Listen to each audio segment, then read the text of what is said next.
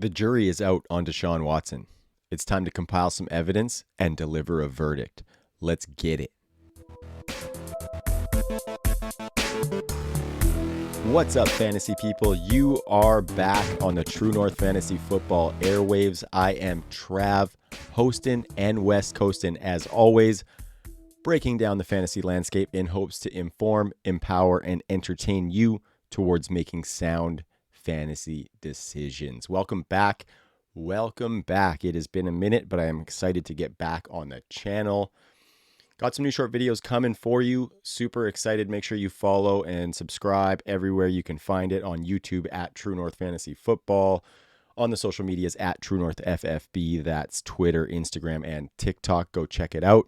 You can also find me now actually working with my friends over at the Undroppables. Make sure you follow them on social media at the Undroppables, as well as the Undroppables on YouTube and their website, theundroppables.com. Going to be working on some social media stuff and some YouTube stuff with those guys. It's really nice to be working back with a team.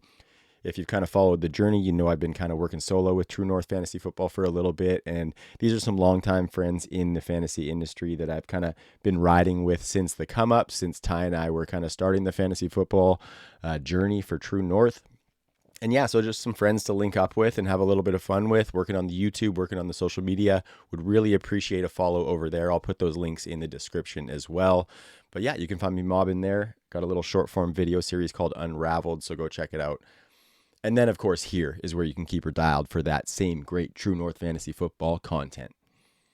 What I'm doing on this show is actually going to take a little bit of a mailbag style to this episode. I put out a tweet on the True North Fantasy account just asking for players where the jury is still out. So asking people, are there players that you want unpacked to learn a little bit more about as you form your opinions going into the offseason and into 2024? And lo and behold, my guy Matt at Texas Trojan FF on Twitter gave me both Watsons. That would be Christian and Deshaun. First one I decided to break down was Deshaun, because obviously a lot of questions there. Just so happened that video I posted on the Undroppables channel talked about the Cleveland Browns and the Miami Dolphins as they got bounced from the playoffs. So I thought it was kind of fitting to do the Deshaun Watson one first. Christian Watson, and I think the entire Green Bay Packers wide receiver room is probably going to be next up on the docket. So shout out to Kyle for that post there and just letting me know. There's a few more on there as well, so I'm going to make sure that I break down those players as we move towards draft season and getting ready to evaluate these guys. Do we want them on our roster? Do we want to kick them to the curb? Do we want to sell them low, or do we want to hold out for potentially a little bit more value? So going to get into it here. Deshaun Watson is the guy I'm breaking down on this episode. And what to say about Deshaun Watson? First off, I'm not going to talk about his tuggy spree, all that legal stuff, what I do or don't think of him as a human being. None of that shit is fun to talk about. Really kind of depressing to dive into as we think that this guy might be on our rosters. But what is fun to talk about is fantasy football, and what I have fun doing is breaking down player and team situations to give you a full rundown, provide you with that information to make your own decisions. Of course, providing opinions and advice as you move into your fantasy decisions. Okay, so we're going to start with a little bit of an overview of Deshaun Watson's Browns tenure. I am going to talk about the trade and the contract in a minute, but I want to use those to move into looking at what his 2024 might look like. So first, we're going to start with his play in Cleveland thus far. Hasn't looked very good. It has been a high-profile tenure, not so much high-profile production from Deshaun Watson. 11 games. I'm calling it 11 games because one of the 12 games he left after only 5 pass attempts this season in Week 7 against the Colts. So in 11 games has not looked very good for the Browns over the past 2 seasons. Pretty small sample, of course, but we're going to unpack it anyway. We're going to talk a little bit about what he looked like in Houston comparatively. But yeah, Cleveland, arm does not look very live when you watch him out there. He's dirt napping balls. He's sailing receivers. I remember him having a lot more touch on his passes than he has so far in Cleveland. Really hasn't looked good and has not made the Browns look like they're going to make good on that investment that they put into him. Like I said, 11 total games. 1 game he left with injury. In 2023, this past season, he had 15.5 fantasy points per game. Quarterback 24 in that category. And then 2022, in 6 games, he had 15.1 points per game for the quarterback 27. So not giving you much as far as being startable for your fantasy teams. And actually looking into some of the passing stuff, it's wild how similar the numbers were for him from 2022 in Cleveland to 2023.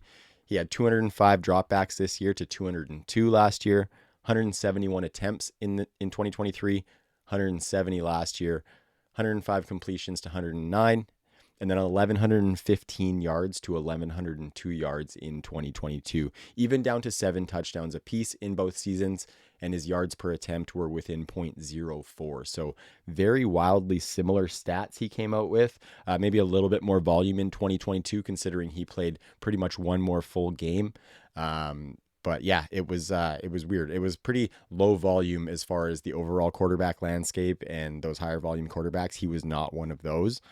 But I think what was most glaring for me diving into the numbers a little bit was just that there was no rushing, and maybe not most glaring, but something that I was really hoping might translate over to give him some of that upside in Cleveland, because we knew that they were going to be a low volume passing offense. We didn't know what he was going to look like after all of that, turbulence in his life and all of that stuff that he had to go through. So we weren't expecting huge upside, but what was going to give us that was potentially some of that rushing work coming over from when he was in Houston. It didn't actually come over, though. 3.9 fantasy points per game as a runner in Cleveland over the past 2 seasons.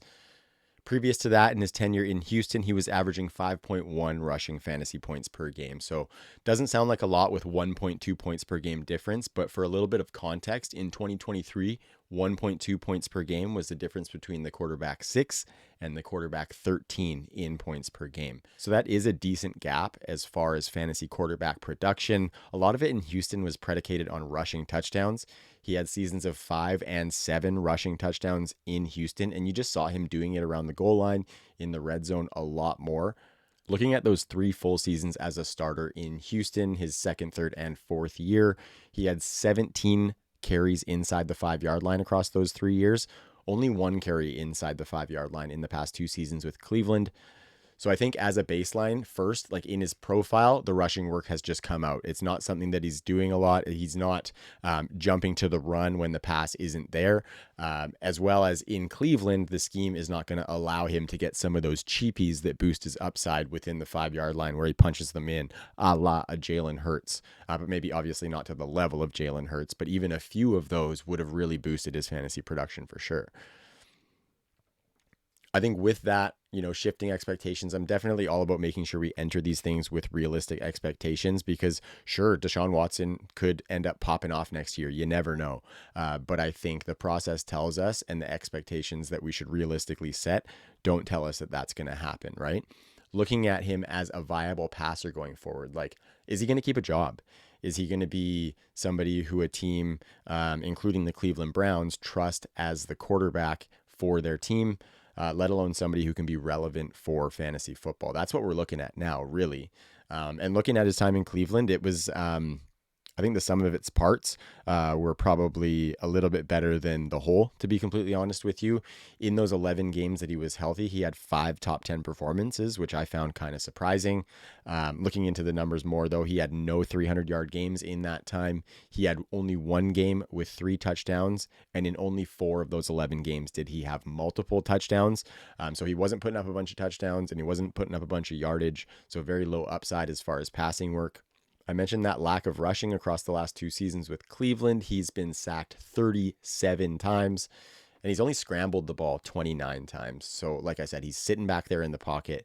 He's taking sacks. He's not getting out of the pocket and running the ball, which is what would really, really give us a little bit of floor for him, because the floor is 0 right now.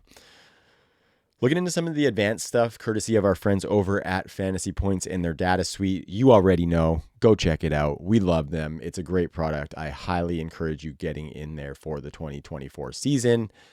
But yeah, looking into it a little bit, some of the downfield stuff was good. He had a 9.3 yard average depth of target. Among quarterbacks with 150 pass attempts, just want to start that out with that as a low threshold, 150 pass attempts. But of all of those quarterbacks, his 9.3 yard average depth of target was the 3rd highest, only lower than Will Levis and his teammate Joe Flacco, coincidentally enough. His deep passing percentage was actually 14%, which is really good. 4th highest rate amongst those 150 pass attempt quarterbacks. And that's almost double what he did last year in Cleveland. He had 7.6% in 2022. So that's a nice little boost to his potential upside there in lieu of the rushing production, but doesn't fully compensate. And what we really want to see is that deep passing on top of the rushing work, but you're not getting that with Deshaun Watson anymore. Just as a little stat dump, some of them didn't come out too bad. Some of them didn't come out great either. Definitely a small sample and not a deal maker in the case for or against Deshaun Watson. But he had the 11th highest off-target throw rate with 18.7%. He had the 8th lowest turnover-worthy throw rate, though. So he was missing guys, but he wasn't putting it in the hands of defenders or where they could get it, at least. He had the 13th highest hero throw percentage, which is, making those spectacular throws where only his receiver can get it. So he was making some nice throws here and there. He wasn't getting much help from his receivers, though. He had a 5.8% drop rate, which was the 4th highest. He had the 6th fastest time to pressure, took the 4th longest time to throw, and he was outside the top 20 in check down percentage. So a little bit of good, little bit of bad. Not a sample that you're going to be relying on whatsoever, but we have to kind of use the tools that are at our disposal when we're trying to evaluate, right? And I think even if you could kind of rely on some of that sample, none of that's going to boost him to anything higher than like a middling starter for fantasy terms. So I would really start to think about his baseline in that Andy Dalton kind of Derek Carr mold. He's going to be a mid-range quarterback too, not a bunch of upside to win you weeks, going to pop here and there to make you feel like, oh, this could happen, but then he's going to let you down shortly thereafter. And I think anything beyond that, you really just have to treat it as that cherry on top. And that's how I'd be approaching him if I'm entering a startup draft. He is no more than like my quarterback 2 in a super flex. Ideally, he's your 3rd quarterback coming off the bench in a super flex league, and a guy who probably stays on waivers in single quarterback leagues as a guy you might be streaming week to week based on a matchup or some potential good performance if you see that coming out of him. Another thing you're going to have to do is be super realistic in trade negotiations. You're definitely not going out to buy Deshaun Watson. He's not somebody you're going to want to try and invest in whatsoever. But I think if you have the ability to try and sell him, you got to be realistic. You don't want to insult the person you're trading with, because Deshaun Watson definitely has a few different clouds hanging over him as far as you trying to kind of squeeze that extra juice. So just be realistic. You're going to take a hit on what he was in Houston, but I promise taking a hit on what he was in Houston might not be a hit on what he is now. So just decide, is that injury risk? Is that penchant for being a shitty human being? Is that worth the price that you're going to invest in him in the draft? Or is that something that's going to hinder your ability to get him off your roster in, say, a dynasty league where you already own him? Okay, let's unpack this trade a little bit. Let's take a look at the trade and then look at the contract and then look at what we think he is going to be doing in 2024. The Cleveland Browns traded to Houston a 1st-round pick in 2022, 1st-round pick in 2023, 1st-round pick this year in 2024, and then a 3rd last year, and then a 4th-round pick this year. With those picks, they've gotten key contributors such as guys like CJ Stroud, Tank Dell, Will Anderson Jr., just to name a few. And then there's some other guys who are super big contributors. Shout out to my guy, Coach Craig. He could probably tell you everything about the Houston Texans. He goes deep, and he is a diehard Texans fan. I love to see it. What the Cleveland Browns got out of it was Deshaun Watson in a 5th-round pick this year. So a 1st and a 3rd this year remaining for the Houston Texans. I think you could easily say that this worked out in their favor, and not so much the Browns. But the Browns are probably going to be trying to recoup whatever they can, or trying to kind of squeeze that juice, like I was saying, out of whatever they got from this trade. Not only did they give up all of those draft picks and that potential franchise-changing haul that they gave to the Houston Texans, they signed Deshaun Watson to a 6-year, $230 million, fully guaranteed contract, which at the time, people were just like scratching their heads is an understatement for how people were feeling towards it. The guy comes off this extreme scandal, and you're giving him fully guaranteed money to that degree. You know what I mean? We've only seen a couple of contracts to this level at that point, and Deshaun Watson was one of the guys getting one. It was just a puzzler. Looking at what they're going to have to do, like if they want to get out of this contract, if they want to cut him this season, they're eating like $200 million. If they want to cut him next season, they're eating like $136 million.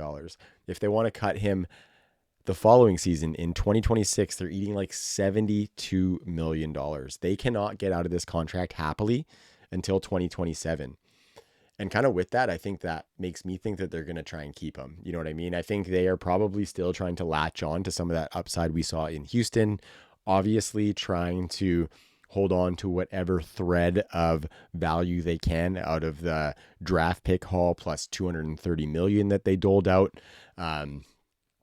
Yeah, it's they're going to want to see if he can be healthy and put a season together, because fair to say that he hasn't given them any sample also to give much opinion, right? Like, I'm saying that for us, it's really hard for us to form an opinion on Deshaun Watson based on what we've seen in Cleveland. It's probably hard for them to form that opinion as well, especially seeing him have injuries, seeing him play a half a season last year coming back, and then seeing what Joe Flacco did within this offense, maybe thinking that Deshaun Watson can do that. I think Cleveland is going to keep him. I think we just need to really shift those expectations. I wouldn't be surprised if, like, Joe Flacco came back as some competition.